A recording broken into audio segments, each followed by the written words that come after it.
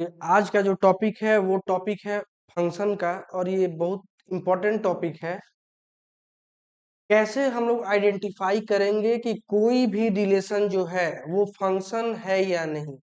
क्योंकि पता है कि फंक्शन क्या होता है, रिलेशन के ही कुछ स्पेशल केस को हम लोग क्या बोलते हैं, फंक्शन बोलते हैं। तो क्लास 11th में भी है आइडेंटिफाई करने के लिए कि कैसे हम आइडेंटिफाई करेंगे कि कोई भी रिलेशन जो है वो फंक्शन है या नहीं। तो यहाँ पे हम 4 रिलेशन लिखे हुए हैं, R1 R2 R3 और R4।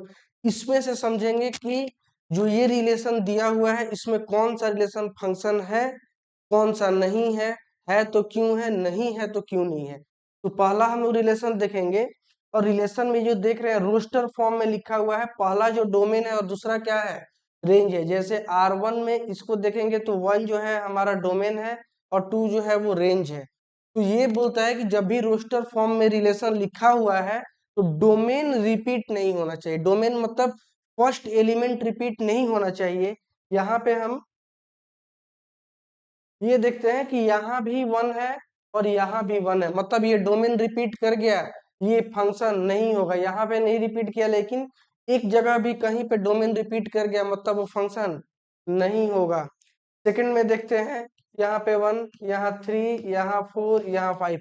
हमको सेकंड एलिमेंट से कोई मतलब नहीं कि सेकंड एलिमेंट में क्या दिया हुआ है, केवल और केवल देखेंगे कि फर्स्ट एलिमेंट में क्या है। तो देख रहे हैं कि फर्स्ट में 1 है, 3 है, 4 है और 5 है, मतलब सारा अलग अलग है। तो ये क्या हो जाएगा, ये रिलेशन जो है वो फंक्शन होगा।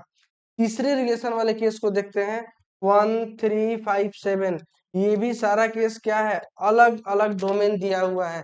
रेंज रिपीट कर जाए उससे कोई दिक्कत नहीं है, ये भी क्या होगा, फंक्शन होगा।